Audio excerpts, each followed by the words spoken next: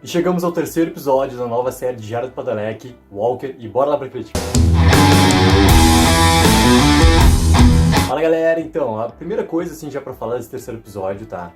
É que ele continuou na mesma linguagem dos outros episódios, ou seja, a série, tá, a gente continua separando ela em dois momentos. Primeiro, toda a parte em questão familiar, em questões pessoais dos personagens, dos arcos de personagens, arcos de relações de personagens e tudo mais, tá?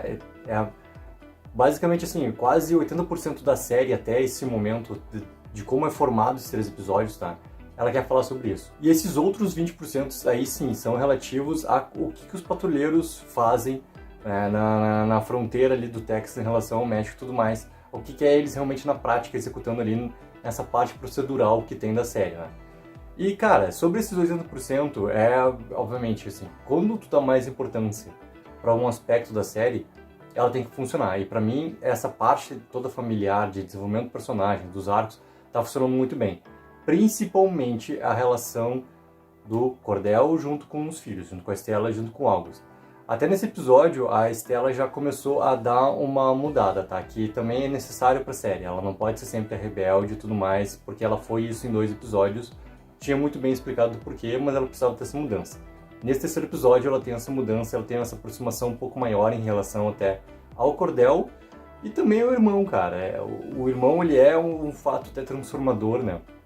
O que acontece do August nessa história, do August pirar um pouco, né? Ele agir como a Stella agiria, basicamente isso. E também isso acaba enfrentando consequências, né? Que tem no final do episódio lá, quando ele tá completamente numa ressaca grave e extrema, que o Cordell até brinca com ele pra fazer ele correr no lado do carro lá pra exalar todo aquele álcool que tem no corpo dele lá. Então foi legal ver essa transformação dos dois ali, né? A Stella já teve essas consequências decorrentes do que aconteceu com ela em relação a posse de maconha e tudo mais, dela ter que cumprir o serviço comunitário, e também a maneira como o Cordell lida com aquilo ali, né? Porque parece, no primeiro momento, como ele vai lidar de uma maneira até mais bruta como pai, né? De punição com ela, e depois não, até é um jeito diferente para que a Stella entenda qual é a consequência dos atos que ela fez. Então isso tudo para a série está muito bem colocado. Aí, óbvio, tá, que para essa parte também familiar, uma coisa que eu gostei foi essa relação quebrada dos pais do Cordell, tá, que até esse momento da série para mim não tinha ficado tão claro assim, e agora ela ficou muito claro que é uma situação que a relação deles está muito quebrada, está muito problemática. Ainda não deu a entender por quê, mas ficou claro que sim, existe um grande afastamento entre os dois, que também é um arco interessante pra gente ver, assim, porque não teve um grande desenvolvimento a não ser um apoio, né, e também uma parte em relação ao pai do Cordell em relação a aquele preconceito que existe, né, dos latinos, principalmente os imigrantes que vêm do México ali. Então, isso já é um novo arco que começa a ser apresentado pra gente ali, que também vai ser algo interessante pra gente conseguir acompanhar. E ali a gente teve essa inserção do Hoyt, né? O Hoyt, que é o primo do Cordell, primo do Liam, e ele que, querendo ou não, traz para esse episódio muita força para essa questão familiar, mas também é ele que puxa toda a questão procedural desse episódio.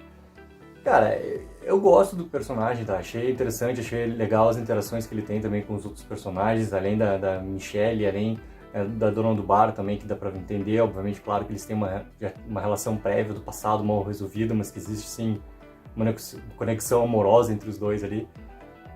Mas todo o fato, cara, dele querer ser inteligente ao extremo, dele enganar o Cordell, e o Cordell, querendo ou não, ele assente, ele aceita a maneira como o Hoyt vai executando, ele tenta inclusive esconder aquilo um pouco da Michelle, né, por ser o primo dele o responsável pelo roubo do carro no começo do episódio ali.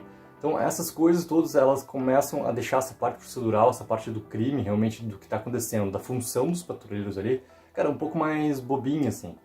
E toda a investigação desse episódio acaba sendo impulsionada pela Michelle, que é uma coisa legal, porque a gente viu aquelas pinceladas de questões pessoais dela até agora, e não ela ainda tomando a frente, né? Que ela toma a frente porque o Cordell não está numa posição de assumir o que está acontecendo ali. Então ela assume o que está acontecendo ali. Então isso foi importante para o desenvolvimento dela quanto personagem. Mas, cara, a série ela não consegue entregar uma parte de ação realmente muito bem executada. Assim. Tem muitas falhas de como, de novo, está sendo gravadas, assim como o segundo episódio teve naquela questão que eu falei, cara, do cavalo junto com o Jeep, como o Jeep desacelera e fica claro o que está acontecendo na maneira como eles estão gravando ali, com o posicionamento de câmera e tudo mais. o quão problemático é aquela cena de ação. E aqui também, a invasão final ali, em relação a pegar a traficante de armas lá também, cara, é muito problemática também. Como é feito aquele tiroteio, como é feito o momento de que ela tenta escapar por baixo do caminhão, e a maneira como está sendo gravado, o posicionamento de câmera, tá muito ruim.